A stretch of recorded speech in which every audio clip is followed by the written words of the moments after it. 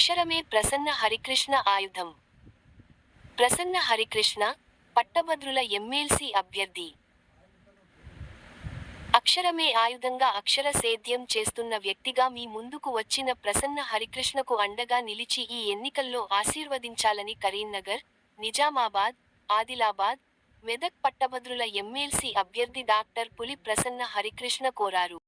నిరంతరాయంగా శ్రమ పడుతున్నటువంటి ప్రసన్న హరికృష్ణ కోసం వెన్ను దన్నుగా నిలబడుతున్నటువంటి వేదికను అలంకరించినటువంటి పెద్దలందరికీ, ఉత్తర తెలంగాణలో ఉన్నటువంటి 4 జిల్లాల నుంచి కదం తొక్కి కదలి వచ్చినటువంటి నా పట్టభద్ర మిత్రులందరికీ, ఇక్కడ ఏం జరుగుతుంది, ఎవరు మాట్లాడుతున్నారు అని టెలికాస్ట్ చేస్తూ ఇక్కడికి రాని మిత్రులకి సోషల్ మీడియా ద్వారా, మెయిన్ స్ట్రీమ్ మీడియా ద్వారా ఈ సమాచారాన్ని చేరవేస్తున్నటువంటి ప్రింట్ అండ్ ఎలక్ట్రానిక్ మీడియా మిత్రులకి,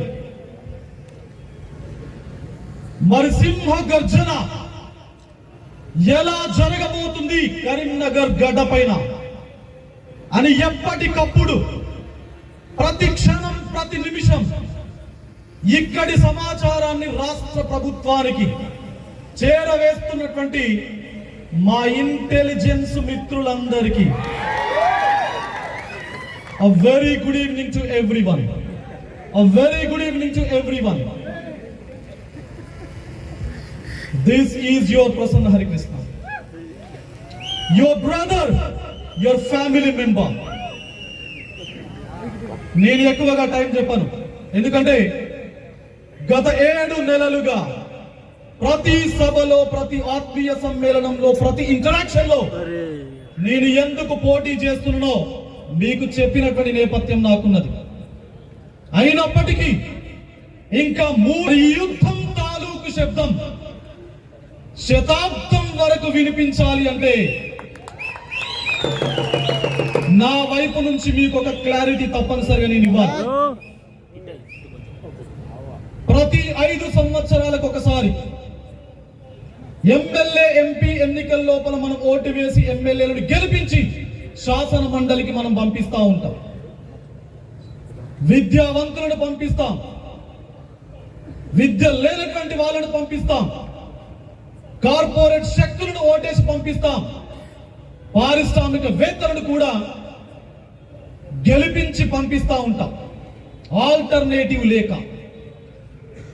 మరి గెలిచినటువంటి ఈ వ్యక్తులు అసెంబ్లీ లోపల ఒకవేళ వారి యొక్క స్వలాభం కోసం ఏమైనా చట్టాలు కానీ, ఏమైనా బిల్లులు కానీ, ఏమైనా విధానాలు కానీ రూపొందిస్తే అవి ఎట్టి పరిస్థితుల లోపల ప్రజలకు ఉపయోగం కాదు అని చెక్కు పెట్టడం కోసమే బాబాసాహెబ్ అంబేద్కర్ గారు భారత రాజ్యాంగం లోపల ఉన్నటువంటి ఆర్టికల్ 169 పెట్టి ఒక రాష్ట్రం లోపల శాసన మండలిని ఏర్పాటు చేసింది. మరి ఈ శాసన మండలి యొక్క స్ఫూర్తి ఏం చెప్తుంది? వివిధ రకాల రంగాలకు సంబంధించినటువంటి నిష్ణాతులు ఎవరైతే ఉంటారో, ఎక్స్పర్టీస్ ఎవరైతే ఉంటారో, వారు శాసన మండలిలో ఉంటే ఇలాంటి దుందుడుకు స్వభావంతో చేసినటువంటి చట్టాలు, బిల్లులు ఏవైతే ఉంటాయో వాటిని తప్పనిసరిగా ఆపాలి, వాటికి చరమ గీతం పాడాలి అని చెప్పేసి స్థానిక సంస్థల సమస్యలు తెలిసినటువంటి వ్యక్తిని స్థానిక సంస్థల ఎమ్మెల్సీగా పంపించారు. టీచర్ల సమస్యలు తెలిసినటువంటి వ్యక్తిని టీచర్ ఎమ్మెల్సీగా మనం పంపిస్తా ఉంటాం. ఇన్ ద సేమ్ మేనర్ పట్టభద్రుల సమస్యలు తెలిసినటువంటి వ్యక్తిని పట్టభద్రుల ఎమ్మెల్సీగా మనం శాసన మండలికి పంపించడం జరుగుతూ ఉంది. మరి ఈరోజు ఈ క్షణం ఈ వేదిక నుంచి మీ సోదరుడు ప్రసన్న హరికృష్ణ ఒకే ఒక మాట చెప్తుండ్రు. ఇక్కడ ఉన్నటువంటి మీడియా మిత్రులందరూ కూడా విజ్ఞప్తి చేస్తా ఉన్నాడు. రేపు రేవంత్ రెడ్డి గారు ఇక్కడికి వస్తారు కదా, వచ్చిన తర్వాత అడగండి దయచేసి, ప్రసన్న హరికృష్ణ ఎందుకు గ్రాడ్యుయేట్ ఎమ్మెల్సీగా పోటీ చేస్తున్నాడు అని ఇక్కడ ఎవరు అడిగినా నేను 100 కారణాలు చెప్తా, 100 కారణాలు. రేపు రేవంత్ రెడ్డి గారు ఇక్కడికి వచ్చి సభ పెట్టిన తర్వాత వాళ్ళ క్యాండిడేట్ ని ఒకే కారణం చెప్పమనండి, ఒకే ఒక కారణం. 100 అవసరం లేదు. చెప్పగలరా? చెప్తాడా? చెప్తాడా?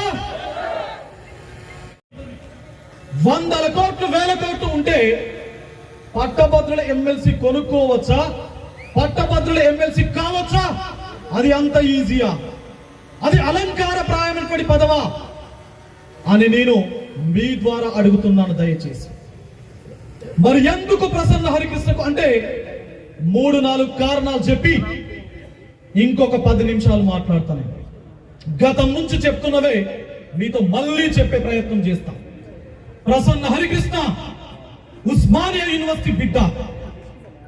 2008 లోపల తెలంగాణ రాష్ట్రం లోపల జూనియర్ లెక్చరర్ పరీక్ష లోపల ఉద్యోగం సాధించి 2008 నుంచి నా ఉద్యోగానికి రాజీనామా చేసేంత వరకు నాకొచ్చే ప్రతి నెల జీతంలో 30% జీతాన్ని నిరుద్యోగుల యొక్క సంక్షేమం కోసం ఖర్చు పెడతా ఉన్నా.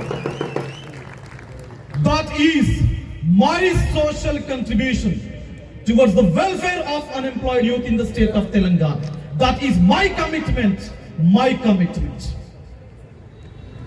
మరి గత 18 సంవత్సరాల నుంచి నిరుద్యోగుల యొక్క గుండె చప్పుడు విన్నటువంటి వ్యక్తిగా, ఒక ఉద్యోగిగా 15 సంవత్సరాల పైచిలుకు ఉద్యోగ అనుభవం ఉన్నటువంటి వ్యక్తిగా, ఉద్యోగుల సమస్యల పట్ల స్పష్టత అవగాహన ఉన్నటువంటి వ్యక్తిగా, ఒక టీచర్ను కాబట్టి విద్యా వ్యవస్థ భవిష్యత్ తెలంగాణ లోపల ఏ విధంగా ఉంటే బాగుంటుంది అని బలంగా నమ్మిన వ్యక్తిగా, ఆ అక్షరాన్ని ఆయుధంగా మలుచుకొని నడుస్తున్నటువంటి వ్యక్తిగా, ఒకవేళ మీ అందరూ అవకాశం ఇస్తే భవిష్యత్ తెలంగాణ రాష్ట్రం లోపల అక్షర సేద్యాన్ని చేయడం కోసం ముందుకు వచ్చినటువంటి వ్యక్తిగా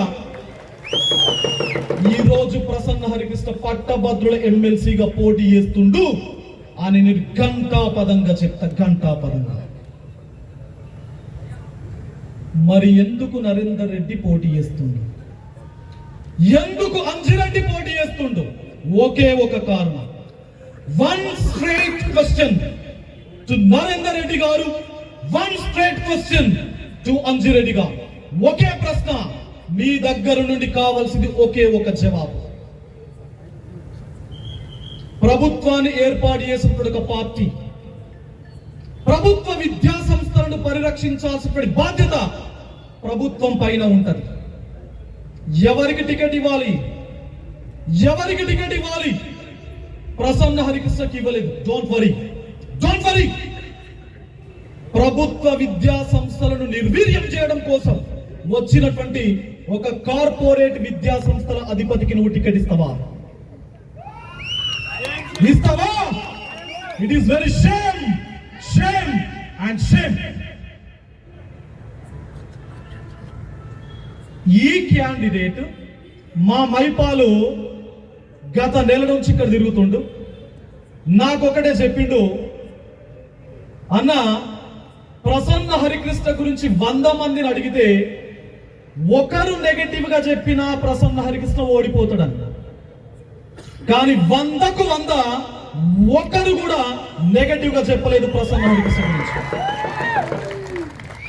ఇంకొక స్టెప్ ముందుకేసి ఏమన్నాడంటే, అన్న నరేందర్ రెడ్డి గురించి ఒకరు పాజిటివ్ గా చెప్పినా ఆయన గెలుస్తాడన్న అని చెప్పేసి 100లో ఒకరు కూడా పాజిటివ్ గా చెప్పలేదట నరేందర్ రెడ్డి గురించి. ఇంకెక్కడి ఎన్నిక? ఇంకెక్కడి ఎన్నిక? ఇంకా అవసరం ఎన్నిక? ఇంకా అవసరం ఎన్నిక? ఒక రూపాయల ఫీజు కన్సెషన్ ఇచ్చిండా? ఒకరిదైనా ఫోన్ లిఫ్ట్ చేసిండా? తన దగ్గర పనిచేసేటువంటి టీచర్లకు టైం ఇచ్చి వాళ్ళ సాధక బాధకాలు విన్నడా? ఒక రూపాయి అయిన సామాజిక సేవ చేసేటువంటి నేపథ్యం ఉందా? మరి ఎలాంటి సోషలైజేషన్ లేని వ్యక్తి, ఎలాంటి సోషల్ కంట్రిబ్యూషన్ లేనటువంటి వ్యక్తి రాజకీయాల లోపలికి నేను ప్రజాసేవ చేయడం కోసం వస్తున్నాను చెప్పేసి ఇక్కడ ఫ్లెక్సీలు హోర్డింగ్ నేను చూస్తాం, ఫ్లెక్సీలు హోర్డింగ్ చూస్తాం. ఈ వేదిక నుంచి నేను మీడియా మిత్రుల ద్వారా స్ట్రైట్ క్వశ్చన్ ఇంకొకటి అడుగుతా ఉన్నా. ఐఏఎస్ చిరంజీవులు గారు మన పెద్దలందరి సమక్షంలో హరికృష్ణ గారు ప్రజలకి ఒక బాండ్ పేపర్ మీద సంతకం చేస్తున్నారు. ప్యాడ్ ఇవ్వండి గట్టిగా చప్పట్లతో.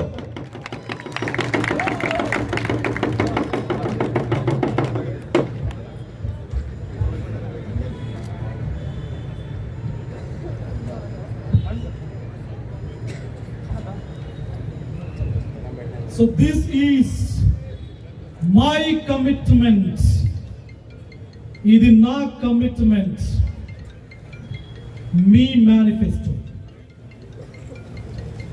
ఒక వ్యక్తి పట్టభద్రుల ఎమ్మెల్సీ ఇప్పటి వరకు చరిత్రలో ఏం చేస్తాడు అనే దానికి సంబంధించి బాండ్ పేపర్ పైన రాసిస్తా ఉన్నాడు. బాండ్ పేపర్ పైన 8 హామీలతో భవిష్యత్తు 6 సంవత్సరాల కాలంలో నా కంట్రిబ్యూషన్ ఎలా ఉంటది తెలంగాణ సమాజానికి, నిరుద్యోగులకు, ఉద్యోగులకు, విద్యా వ్యవస్థకు, మహిళా సాధికారతకు, గ్రంథాలయాలకు ఎలా ఉంటది అనే కోణం లోపల నా కమిట్మెంట్ తో రూపొందించినటువంటి ఒక మేనిఫెస్టో.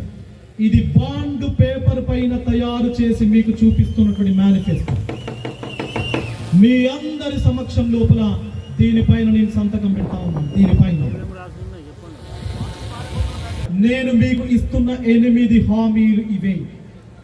1, నా జీతంలో 50% జీతాన్ని నిరుద్యోగ సంక్షేమం కోసం ఖర్చు పెడతాను. 2, జాబ్ క్యాలెండర్ పేపర్కు మాత్రమే పరిమితమైంది. దాన్ని రియలైజ్ చేయడం లోపల, అమలు చేయించడం లోపల, పోస్టుల సంఖ్యను పెంచడం లోపల నా యొక్క కృషి ఉంటది అని చెప్పేసి చెప్తా ఉన్నాను. 3, నిరుద్యోగులకు ఉచితంగా కోచింగ్ను అందించేటువంటి కార్యక్రమానికి భవిష్యత్తు లోపల నాంది పలకబోతున్నాం. 4, ఈ 4 జిల్లాలకు సంబంధించినటువంటి తెలంగాణలో ఎవరైతే డిగ్రీ పూర్తి చేయడం జరిగిందో వాళ్ళందరికీ కూడా ఉచిత జాబ్ మేళాలు ఈ 6 సంవత్సర కాలంలో ప్రతి 3 నెలలకొకటి పెట్టబోతున్నాం. 5, నేను ఇంతకు ముందు ప్రస్తావించినటువంటి ఉద్యోగుల సమస్యలు ఏవైతే ఉన్నాయో వాటన్నింటికి